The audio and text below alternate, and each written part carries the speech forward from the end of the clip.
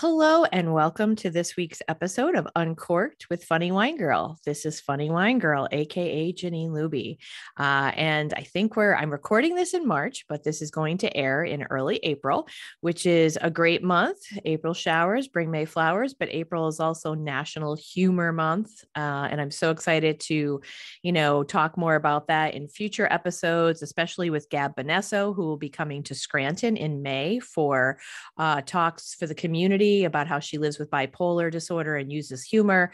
And May 5th, we have a comedy fundraiser that she'll be headlining and I'll be performing with her. And it's just super exciting because we've gotten to know each other through podcasting and Zoom, and I've never met her in person.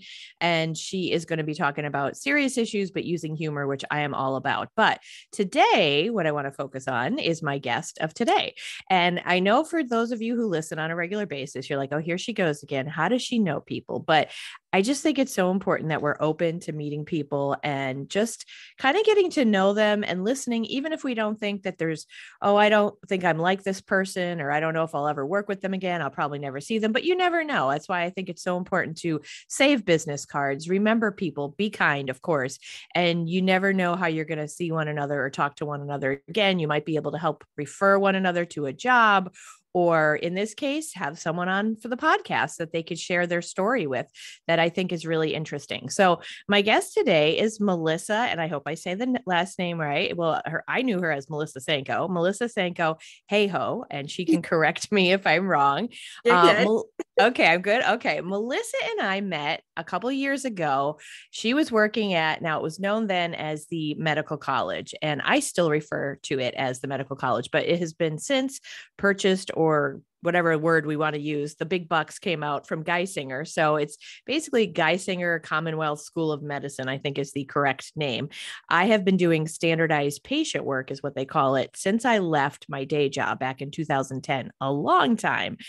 So basically, I could tell people I've had everything from ectopic pregnancy, gallbladder issues, uterine fibroids, kidney stones, you name it. And thankfully, I haven't really had them, but I've had the fun of portraying them so that I shouldn't say young, but medical students can learn. And I think it's such a valuable, excellent program because they get to interact with real people instead of like simulations, like, robots, or just pretend in class. They get to use standardized patients so that they learn how to talk to people, real people, how to diagnose, how to do physical exams. So I started there in 2010 because it's great work for someone who wants to supplement an income.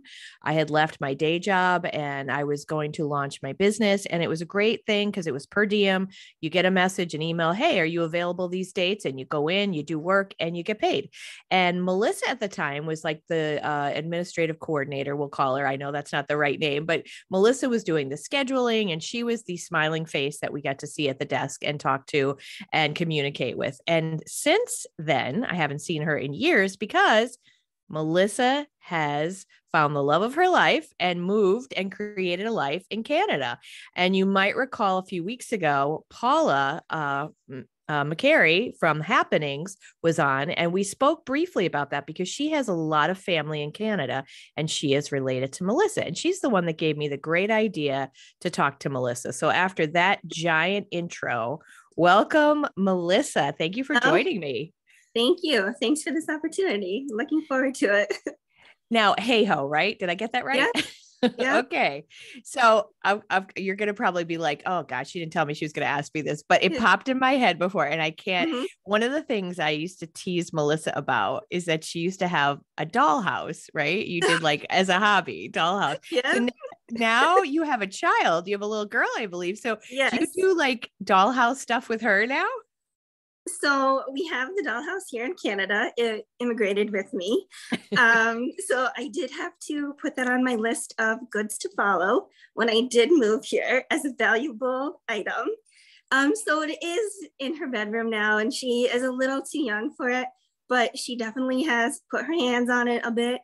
And I think that dollhouse has led me to a little bit of hobby / opportunities with housing and just decorating my house, and making me more aware of the things I could do in my house and be excited about it with decorating. I've never thought of it that way. And again, this is another thing, not only about being open to meeting people, but being open to hear and really try to understand. Cause I used to tease you and I wasn't trying to be a jerk about it, but it was like, oh, wow, like you really got into it. And I never thought of it that way. That's like a miniature home. So really you're designing just on a smaller scale. Yeah, so like people did make fun of me, and I did bring in some people my age to help me out with it, and they thought it was quite odd. But at one point, I did need my childhood neighbor to get involved because he is a structural engineer, and I was having a bit of a hard time putting it together. There was like 1,000 pieces.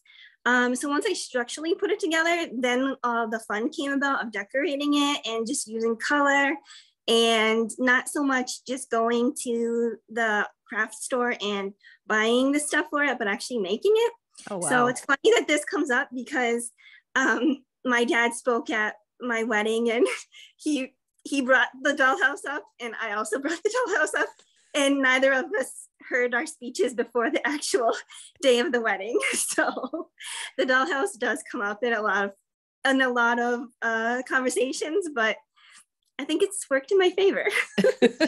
I want to apologize, Melissa, if I ever made you feel uncomfortable. I just didn't understand. I needed to be more knowledgeable about the topic. And of course I love to bust and tease people, but I had to ask you about that. I think it all came about is that I've always been just like a very crafty and creative person. And I'm not the type to just like make a craft and, at the time I was living with my parents, like give it to my mom and expect her to be happy as a decoration in their home. Or, sometimes crafting is like a little bit of, you do it and you have to throw it out. And this was a very long-term project that actually went on for a couple of years and took over my parents' house.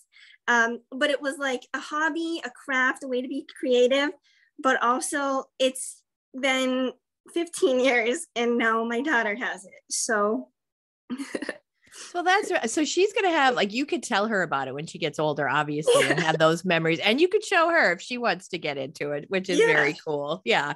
So, okay. So I'm sorry, go ahead, Melissa.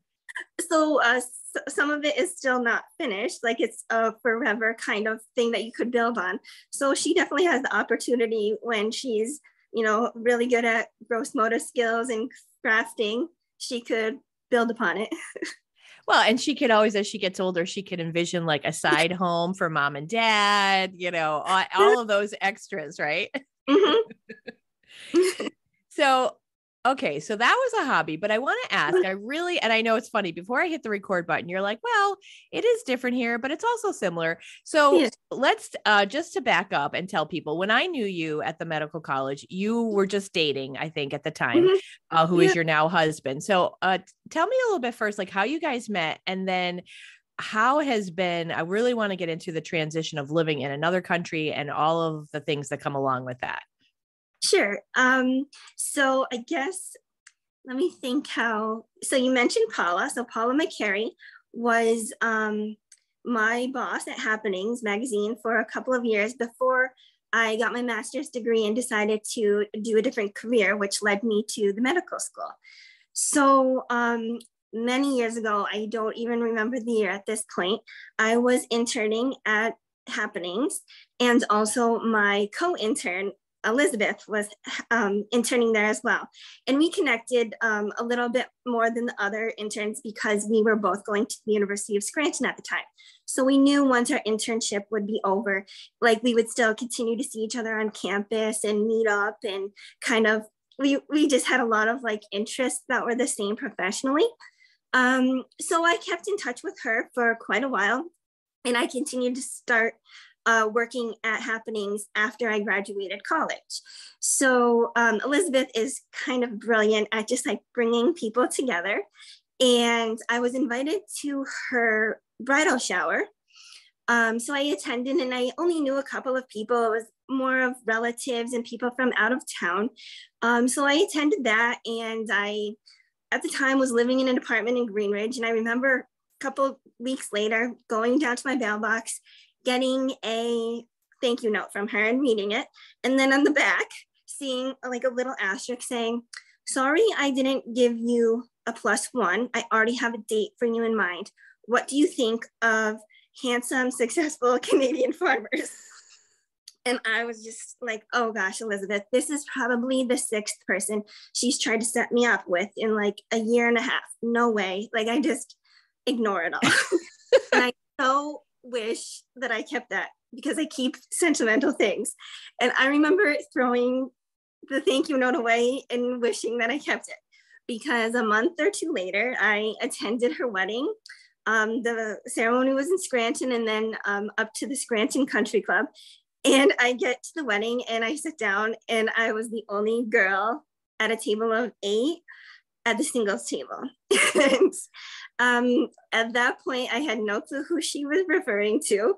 But when my husband, he flipped his tie over his shoulder and looked at the green beans on the plate and said, "These are fresh off the farm," I knew who the farmer was.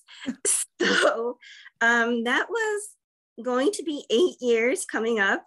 And ever since, we've been together, and we got married, and I moved to Canada, and we have a daughter, and we just make life work the best that we could, given everything that we deal with. So she really was. So do you think it was a case of she really knew you well enough and him that she thought, wow, they really will work together? Or do you think it was like, she is setting you up, it was bound to happen, work out one of those times? No, I don't think it was a matter of compatibility. I think she was just hoping that eventually one of her brilliant ideas would actually be the one. I think she likes to use the term shipping people, like relationshipping them. So like, we're not the first that she has brought together. There's a lot. So she's been successful at it. Well, that's good. And you met your husband. So that's wonderful. Yes. So that was what you said, almost coming up on 8 years ago. So, but in the beginning though, so you were still living here in the United States, and he was living in Canada. Cause I do remember when you still worked at the college, I'd say to you, you'd be like, "Oh, I'm going to Canada this weekend." And I thought it was so interesting, because it's like you're dating, but you have to travel to Canada. What was that like for you? Like going back and forth? And I'm sure he came here too. Yeah, so we would get together every 2 or 3 weeks. So it wasn't like anything other. It wasn't, we saw each other often, and it was very capable. I think there's just the thought in people's heads that because there's a border, it's so far. So we could easily get together within a day, like a day trip. We would definitely make it longer, but you could get to that place within, it was 6 hours at the time. Now with our daughter in the car, it's approaching 8 or 9. So I think it's just funny that used to think that myself, and many people think it, but it's really not that far to get to Niagara Falls. We're beyond that, but I think it is comical that people drive every year to Ocean City, Maryland, but have never been to Canada, and it's the same distance. So it's just a mindset. My parents' neighbors, they see me come driving down the street once a month to see my parents, and often like laugh, "Oh, they're such a bad son or daughter. They never see their parent, and I drive all the time down." And then it's also funny because one of their sons lives in Texas, and they think it's so far that I do this, but they only see their child once a year, because it's a plane ride to Texas within the same country. So I think it's just really just a mindset. Yeah. And that's true for so many different things in life and how people think. They just don't, if they don't know and they don't understand and don't take the time to learn, you just don't think that way. But I understand that. I see that. I've been to, I was fortunate to go to Quebec when I was in high school, and I've been to Niagara Falls, but I still haven't been to, and I was actually there. My friend years ago did the Ironman in Mont Tremblant, and we got to go there, and that was pretty cool. But I'd still like to get to, I haven't been to Montreal or Toronto. So where are you at geographically, at to places that people might recognize? So we're just on the shore of Lake Erie. I'm about not even a mile from Lake Erie right now, where I'm sitting. The way I break it down is, if I'm talking to someone in the US, I say, "Oh, I'm from Canada." And then if someone from Canada, I say I'm from Ontario. And then I break it down closer to London, Ontario. Then I break it down even further, St. Thomas, Ontario. And if someone knows St. Thomas, then I usually just say, we're 5 minutes from Port Stanley in the town of Union. So if you were to look up on a map, I would say we're about 2 hours north of Scranton and 5 hours west. So it's pretty easy of a drive. 81 north to Syracuse, and then west I hop on a toll road called 90 in all the way across New York, and then I cross in kind of around Niagara Falls, and we have about an hour and a half to 2 hours from there. Okay. So I would say, like, you know, if you look at a map, about 2 hours from Toronto. Oh, okay. All right, cool.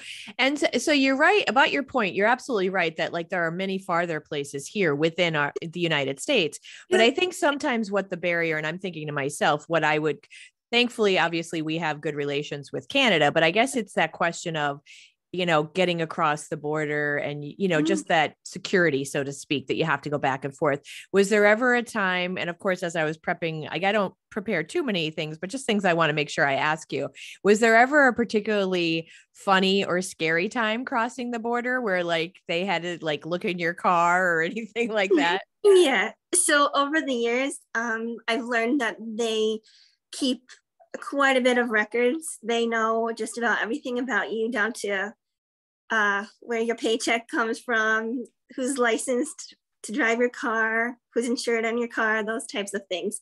So in the beginning, it was a little bit more difficult with questioning, just more lengthy times at the border, questioning why I was there. I was 25 at the time. My 25-year-old single person who's never been to Canada by herself, I was with family, was traveling to see a boyfriend. That could sound quite odd to a border agent. So after a bit of time, years and years, it's gotten very easy and there's barely any questioning. But there have been complicated times, especially prior to me getting my official residency and my citizenship, where we have been pulled in and I would have to sit at the border services and get questioned. And a lot of times we would be questioned separately to make sure that we were answering the same way and the same answer, that we were truthful. So for sure, I've had a lot of guidance. Prior to becoming a resident, I did use a service that helps me with that paperwork. It was quite extensive. I think by the time I finished that paperwork, it was a year. And I think I signed my name 40 different times in that official document. So there are times that I wish I went to law school, because there are so much fine print in the process that I went through. But the best advice was to be honest and just be the most ideal citizen. So even during that time period of me traveling back and forth, before like we were even engaged or married, was challenging. But then the year that I was trying to become a resident, but I was married to my husband, I was just an official visitor where I had a very specific paper stapled into my passport. And at that time, it was very crucial that I followed every rule and that anything I would say to a border agent that I lived up to. So at one point, I just nonchalant said, oh, I'd come back to the States every month. Well, that was typed out, printed, stapled, and stamped into my passport. So I had to make sure that I lived up to that and I crossed the border at least once every month up until I got that official residency. And yeah, at the time, the lawyer that I had hired to help me with the paperwork kind of jokingly, but also very seriously threatened, don't even jaywalk. So just follow every single bit of rules. And even if you get a speeding ticket, call her up and let her know, so that I could just move forward with becoming a resident and eventually a citizen much, much more easy. So are you a citizen of Canada now? Yep. So and how long I'm sorry, go ahead. So first, I was here on a visitor's basis. Once I fulfilled that paperwork, then I got accepted into a lottery, and that was based off of a point system. So when I did the paperwork to become a resident, I had to get a health examination. I had to get an x-ray of my lungs to make sure I didn't have tuberculosis. I came here as something called like a federal worker because of my education and work experience. I had overseen, supervised some people in my past, and I had a master's degree that brought me a bigger score in my lottery system. Then I also had to go twice. Once was to like a community center in Toronto, and another time was at a YMCA in London, Ontario. And I had to take an English comprehensive exam. So that was listening, comprehension, writing, and speaking. So I had to take those exams and see where I scored in terms of being able to communicate with people here. And that score, so all of these different things that I had to do created a number. And the higher the number was, the more often that number would come up in a lottery system. So after a year of running around, I just compare it to, I was basically at the DMV like once a week. It really wasn't the DMV, but like, hope that you got the hours right, hope that you got the location right, wait in line only to go up to the till, or whatever they call them tills here, like the counter, and maybe not have all of the paperwork, only to get turned away and have to go home and do it again. So it was like a year worth of that type of paperwork. So once I did get that final score, I was very fortunate that within a week, my number was picked. So then my number got picked, and I was able to submit all of my stuff for review. And then about, I want to say 3 or 4 months later, I did get my residency. So that was from April of one year to like July of another, where I had to actually leave Canada and then come back through with all of that paperwork. And I was then a landed immigrant. And at that time I had to prove finances that I would be able to live here and like be able to bring all of my items, just that I was a competent individual coming to their country, if that makes sense. Mm-hmm. So that was about a 1.5 year process. And then after that, I was able to start applying to become a resident about 3 years after that. So in total, I've been here for just over 5.5 years. And in November, I did become a citizen. So now I'm a dual citizen. The citizenship was a lot easier. There was a lot less steps and paperwork because it was already previously done and submit to the government, and they had it on record. So I didn't have to pull transcripts from my university or get my medical immunization records from my pediatrician. The things that I had to do was just a lot of record keeping. So once I already had that, it was quite easy to do the citizenship. And really the most difficult, which was not even difficult at all, was taking an exam on the country's history and government system. Oh, wow. Okay. So, and do they give you the information about that, about Canada, or do you have to kind of do your own research? There's like some resources online at local libraries. And they kind of put a disclaimer that it's not the exact exam, but a general understanding of the knowledge that you need to know.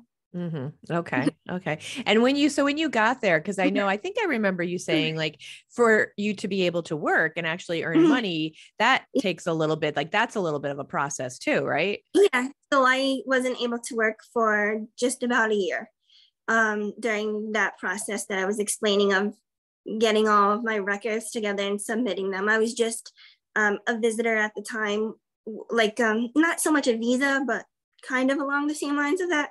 And then once I did become a citizen, I was able to work. Okay. I see. Okay. And I don't know. I think I had heard like through the grapevine, were you doing some standardized patient work or something over there? Yeah. So I do feel that like I went through so much, and the last thing I wanted to do was restart a career. So I wanted that to be as familiar as possible to me. So after doing a bit of research, I learned that just about maybe 40 minutes away from my home, there are some really good universities and colleges here. So the one thing that's different is there is a definite distinction in the term university and college, where we use interchangeably in the US. So when I'm here, I have to say, oh, like I'm going to I went to university, or, oh, I'm going to the college, because that is not, some terms, some Canadian terms are much different than what we use in the United States. So yes, I did start at the University of Western Ontario, being a standardized patient there, and just dabbling in some other little part-time jobs in marketing, and working for the magazine again, online. And then about a year into that, I was able to get another standardized patient position at Fanshawe College. So both were kind of per diem. And then at Fanshawe, I kind of did a little bit more work of working with simulators and programming them, and using some of my previous knowledge there, and doing some administrative work, like a community newsletter. So I was able to nicely piece two university and college jobs together to kind of be a bit more of like a full-time hours. And then the pandemic hit, so things kind of changed a bit. And then I had a daughter, and that changed things even more. But yes, most of my interests, like outside of the home, are really going to Fanshawe and Western and just interacting with the students, and it's the same. It feels like home there. Well, that's cool. So, and I have so many questions, because I was thinking, what did the pandemic do, not just for your work, but did that affect your travel home here into the US to see your parents? Yes. So we never expected that to ever happen, but I didn't see my family for over a year, I think maybe a year and a half. So some big, life events happened during that time that I wasn't able to see my family, only to realize that when I did cross the border, because I was an American, I actually was allowed to cross the whole time. So my husband wouldn't have been able to, because he's just Canadian. But I learned that although there were strict regulations, especially in the very beginning, I don't think I would have been able to cross through, because I was an American. After about a year and a half of the restrictions, honestly, the phrase that the border agent said was "welcome home." So I was able to go home after a year and a half, and at that time, my daughter was 8 weeks old. So. So she was born. So how old is she now then? Is she about 3 or 4? So she just turned 2. 2. I'm sorry. So my math is horrible, obviously, but it feels like this pandemic started in like the 90s. I can't. It's created so much. So yes, actually, I believe that the pandemic was named a pandemic globally on March 11th of 2020. And she was born March 11th of 2021. So exactly a year into the pandemic, she was born. So my family never saw me pregnant. We didn't really have a shower or anything. And then I brought her to the US in maybe June of 2021. I can't really remember, but she was about 8 weeks old at that time. I bet that was quite the reunion. I'm sure everyone was overjoyed to see you both. Yeah. So, and what is your daughter's name, instead of just saying your daughter? She's Madison, but we call her Maddie. She's a Maddie for sure. Very cute. So let me ask you, like, how it was before we hit the record button, before I should say I hit it, we talked and you said there are similarities, obviously, but there's differences. So I appreciate you sharing the whole process. Obviously, it's not something you could just do on a whim. It does take a lot of paperwork and effort. You have to do that. But once you do it, it seems like it makes things life easier, a little bit easier. So what would you say I'll ask the differences first. What are some of the biggest differences for you, whether it's like healthcare or quality of life or socialization? What are some of the big differences that you feel? I guess the healthcare thing, for sure. Having something called OHIP, it's Ontario Health Insurance Plan, where I'm just able to typically go into a doctor's office and have my appointment and walk out and not have to pay a bill. I have had some health issues while I've been visiting my parents, and thankfully we have had AAA health travel insurance, or the bills for just a few hours in an emergency department in the US could be crippling to someone's financial situation. So I think that my husband and I have conversations about that all the time, where we recognize that some people here in Canada could have a more casual work situation and do more gig work or take some time off in between jobs, because they don't rely so much on the healthcare that health insurance that is provided sneakily as a job. You're still paying for it in your paycheck, but it's included in your salary, I guess.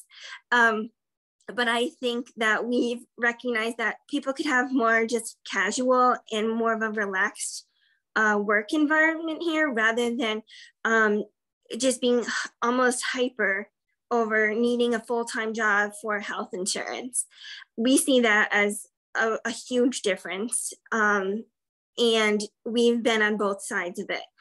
I guess then I would say I know a lot more people who seem to have more vacation time and holiday time here in Canada than in the US. And it seems that it's a little bit more relaxed there, here than there, in taking time off of work. So I think those are kind of like the dry topics that are so different.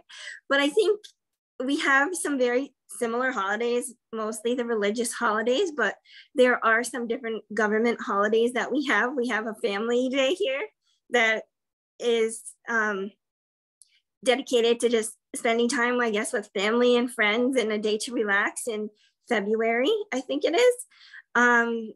We have Canada Day, which is different than the 4th of July, but very similar. It's just 4 days away. July 1 is Canada Day, and July 4th is Independence Day. So some of the holidays line up, but they have different meanings. So are they blowing stuff up there too? A lot of fireworks? No, there's like, I was just about to say, like, the fanfare around celebrations is just so much quieter and different than what I'm used to in the States. So I really actually enjoy the holidays in the States so much more and look forward to those, because it's just what I'm used to, right? And I think just the food and the taste of food is different.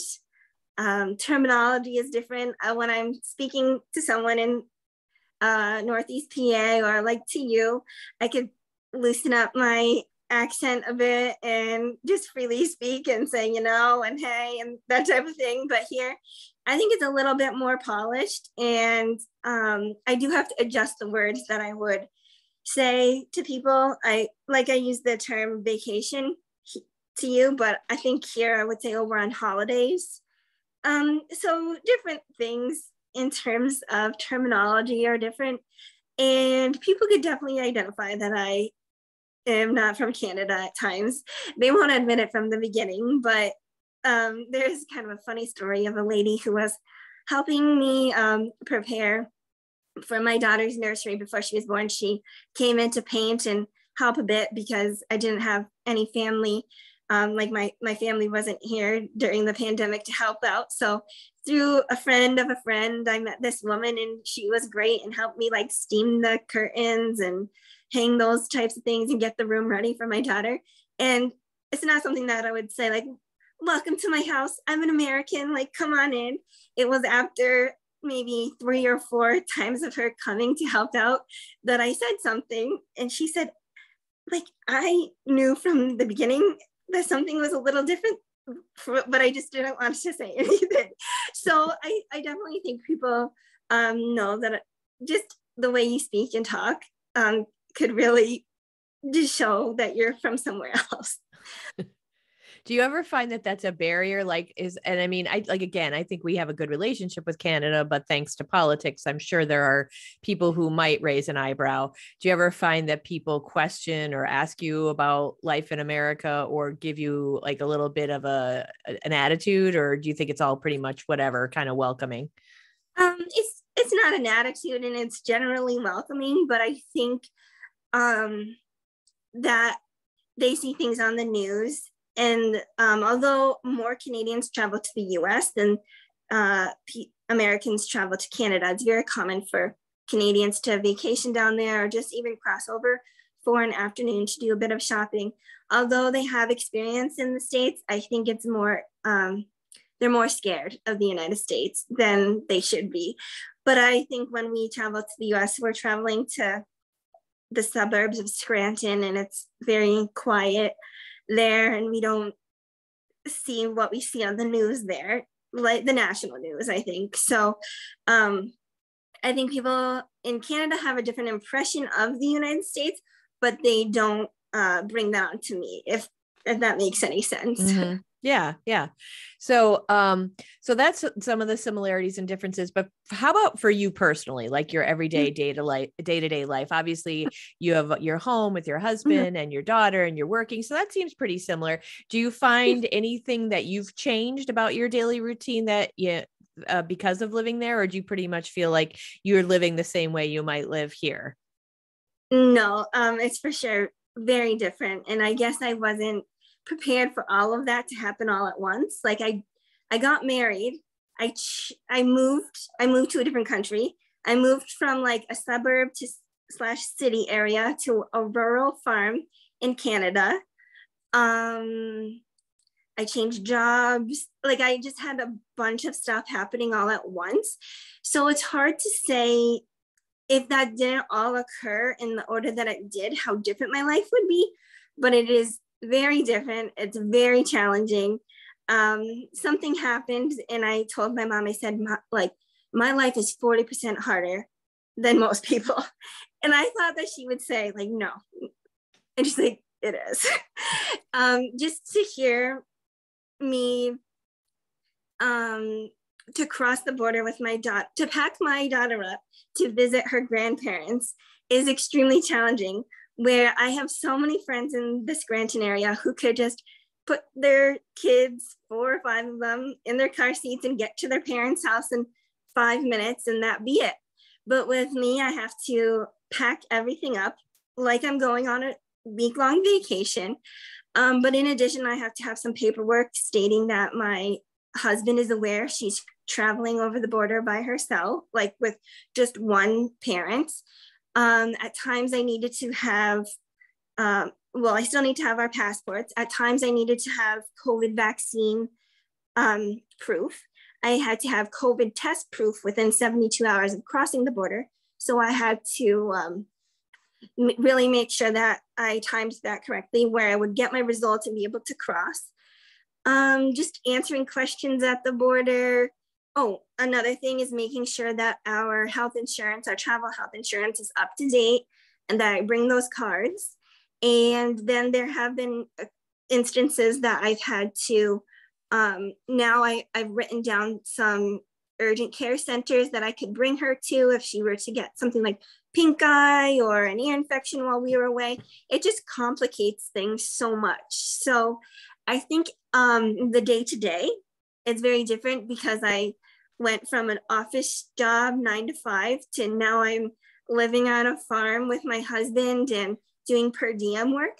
So the day-to-day is a little different for sure, but all at the same time, we still go to work, we still get groceries, we still go to the doctor just like everyone else.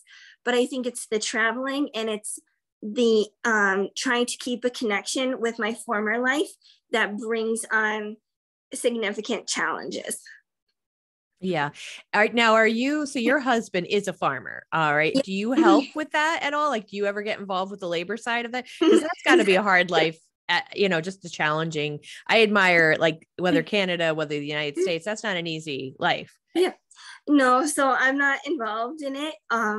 he does have employees, and they're really great people who understand that at times we do travel to my family around holidays, and they're great in understanding our schedule and just helping out and putting their best foot forward to make our lives a bit easier. But no, I'm not involved in the labor, and it is quite different than Pennsylvania farming. So it is a very hard life. He does have a lot of physical work, very, very long hours, sometimes 16 hours a day for months on end until the planting season occurs or the harvest season. And he basically comes in, cleans up, gets enough sleep to turn around and go back out there and do it.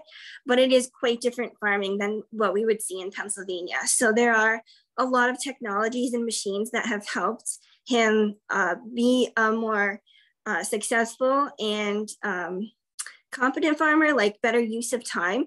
But it is quite challenging, and it does, like the farm does affect my life. Even though I don't work for it, his schedule, his responsibilities definitely bleed into our family life. And there's no doubt about it that it is extremely challenging. Does he do certain kind of like foods, or is it a variety? So it's actually not for consumption. It's he's a grain farmer. So there's 3 types of crops that he focuses on. It's corn, soybeans, and it's called winter wheat because it's planted in the winter. It dies planted in the fall, dies in the winter, and then comes back up in the spring and is harvested in the summer. So there are a couple of different harvest times and really busy seasons, but thankfully there's some really nice downtime that we can relax and go on vacation and do those types of things. But yeah, it's not for consumption. So just recently last year, I saw a farming federation put up some signs along some of the fields of other farmers explaining what those products would what those ingredients would be used for certain products. So things like the powder in diapers or flour, it's not for immediate consumption. It's more of like a byproduct. So it's that type of farming. Okay. All right. But still a challenging, hardworking position, career. Yeah. It's up to Mother Nature most of the time. Yeah. And I'm sorry. And a little bit of science. Yeah, a little bit of science. Yeah, and we can't control Mother Nature with the weather. Wow, that is quite the challenging, unpredictable factor, I guess you could say. Yeah. So those are pretty much all the highlights that I had for you, I think. Are you, I guess the other question I just had is that do you see yourself, because obviously you have a life there, and for your husband has a business there. So I would think your plan for the long haul, for the most part, is to stay in Canada. Is that correct? I think so, but like I would say never, because I would have never expected myself to ever move to Canada in the first place. So I think life circumstances can change significantly. A lot of things and situations have occurred since we did get married, and I did move here, and we started a whole life and family together. So really, the plan is yes to stay, but the plan is also to work a little bit more toward splitting our time between the US and here. And that makes it as devastating as COVID was for a lot of people. We were really blessed to not have too many people affected by it in our life. And we did use that time just to reevaluate like what's important to us and how we're going to live our life, and goals that we set for 20 years from now, we were able to accomplish in 2. So we really refined the way we used our time and pushed some goals, and realized that when my daughter does go to school full time, she will have some breaks, like March break is a big thing in Ontario this summers, and that we really just I want to align my career to be able to do it wherever I need to, so that she could get to know cousins in the US a bit more, and maybe just streamline our life to be functionable from anywhere, which we have been able to do. One funny thing that I should add is that we have something called Skip the Dishes, which is kind of, very similar to Uber Eats in the US. I'm not sure how big it is in Scranton right now, but I could literally be sitting in Northeast PA on my phone and order my husband dinner and have it delivered to a tractor in a field in a different country. So that is how we've made working, enjoying life, spending time with family. That's how we've had to make it work. Wow. That's pretty wild. I guess with all these different advances, I mean, sometimes I worry about AI, like taking over jobs and things like that, but it's technology like that does help make your life easier. Yeah. For sure. That's pretty cool. So you will be splitting and spending a lot of time so that you'll get to see your family here as well. And so obviously they'll get to see their granddaughter, which is really important, I'm sure. Yes. Yeah, I think she just turned 2, so she's technically 24 months old, if you want to look at it that way. And I think she's been to the US about 24 times. So oh my gosh. Once a month or more than that, we have gone ever since she was 2 months old. But when you don't see your family for a chunk of time during some of the happiest and some of the most devastating times of your life, you then make it work when you can. Yeah. Yeah. And I'm sure, as you said, with the pandemic, you reevaluated and you thought of what's important and how to make that happen. Yeah. Yeah. That's great. Well, is there anything else? Like I said, I think those were all the questions that I had for you. One question I'm thinking, and I don't want to go back to work and process and have you go through all that, but so if someone wanted to work, let's say that they had a remote kind of job, would they still have to go through all that if their employer was, let's say in America, but they were allowed to work remotely? Do they still need to go through all of that process to be able to be like residing or like staying in Canada, but doing a job that's actually technically for someone in the US? Yeah, I think they would, it's very different. Every person that I have spoken to about immigration here has come in a different route. They may have come as an employee, they may have come with the employer sponsored visa, they may have come as a family member. So there's so many different routes, and I really can't comment on that, but I know for sure to reside here, you would have to go through all of that paperwork. I think maybe they would still be able to do that remote job in the US. They would have to pay taxes to both, well, not pay taxes, but file taxes in both the United States and Canada. 2 accountants will talk it out. You'll get a tax credit in one country, have to pay in the other. It's very, very complicated. So I would say just do everything the right way. Do your research, but also, if possible, to hire professionals, because that is how I was able to get here so flawlessly, although it was lengthy and time consuming. Hiring people who know the process is probably your best bet, because I think a mistake would be just as costly. Yeah. Yeah. And that makes sense, because obviously they know that the process, they can help you, as opposed to, if you do it wrong and now you've got a setback.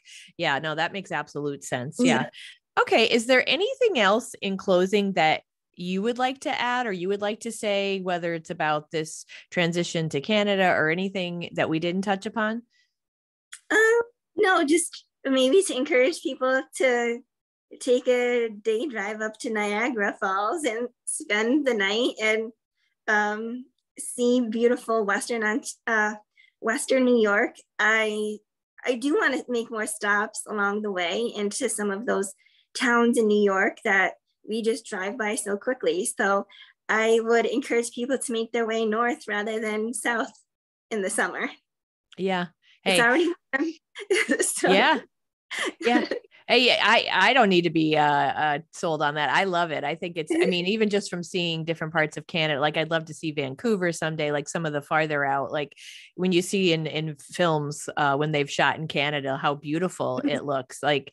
And honestly, when you're talking about the July holiday, that's more low key. I'm like, oh, you're talking my language. I'm not a fan of all the noise and the smoke and the litter left over from the fireworks. So I'm like, yeah, I think I might want to spend it in Canada. Yeah. So you just mentioned two things maybe that I could comment on is that um, where I live, just 5 minutes from the town of Port Stanley, it does actually resemble the Bethany seashores. We have a beach, a white sandy beach, not white, but people go swimming, people go sailing, ski doing, boating, sailing. It's a harbor town that was once very productive, but now it's more of a resort area where we have a ton of tourists come. The population doubles every weekend in the summer, and there's a lot to do. And there are a lot of the film industry is coming to our area a lot more. And I think just last summer there was at least 2 or 3 movies, some Netflix series filmed there, and that kind of gets a little exciting. So those are some surprising things that just happen a 5-minute drive from my house. Oh, that's cool. That's really neat. Yeah, I mean, it is so beautiful. Yeah, I could see why they'd put it in films. That's So, very yeah. cool. So I think that's all I could kind of think about to contribute. But for sure, there are differences. But at the end of the day, we all put our head down and sleep. And that you're right about that, right? No matter where you're setting your head.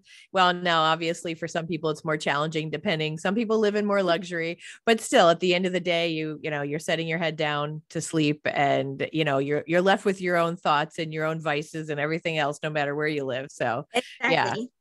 Yeah. Well, that's very cool. So I'm so glad that you were able to talk with us. Cause again, I know it's funny. It's like, it's international, but it's Canada. So it is close, but still there are, obviously differences, and the process you had to go through is interesting to me. And like, you have this extra challenge, like you said, to the time to get your daughter ready for a longer road trip. A little more complicated than a lot of people have to do to take their children to see their grandparents. So, so I just wanted people to gain perspective on that, and if they're ever thinking about that, but also to remember, like you said, to go visit and check out what's up north. Yeah, very cool. Sure. Well, safe. Sorry, go ahead. I want to add one thing. My brother-in-law once asked me if I ever said "a," like "a," and I said no, and then I said yes, only when I'm having an argument with someone in my own thoughts, right? Like I want to say like, what were you thinking? A, right? Like but I've never said it out loud yet. So I almost just said it when I said for sure, because that's definitely a Canadian phrase, is for sure. And then I almost followed up with saying A, but I've only said it in like, in my own brain. Do you hear a lot of people say A? A. Yeah. Because of course we're thinking of that Christmas song, and the toques, people wearing toques and saying A. Yes. No one would know what I would say no one really knows what I mean when I'm talking about a toque down there. But up here, if I said hat, they would wonder what I was talking about as well. So for sure is a phrase that I've picked up on. It's very similar to the way the Northeast PA people say like, so yeah, like Hana or no. Yeah. Well, and every place has their colloquialisms, and I'm sure that takes a little time to get used to also, and to understand, like anywhere, any different community, having to understand certain phrases or colloquialisms that you're like, okay, I don't know what that means. Yes. There's been a lot, but I'm getting there. Well, you're there a while now, so you're pretty much a regular, right? You're Canadian. And an American, we should say. Yes. Yes, yes. All right. Well, thank you so much, Melissa. It's such a pleasure to see you. And I love the fact that your dollhouse is still in progress. And now your daughter, Maddie, can take over and learn from her mama. I think Yes. that's great.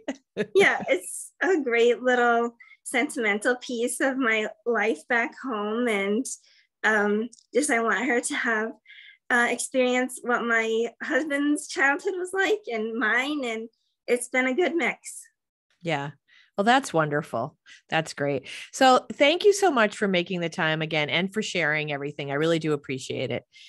And for my listeners, I say, as always, I hope you enjoyed this conversation, and remember to subscribe and share the podcast. And even if you didn't enjoy it, please share it because someone else might enjoy it.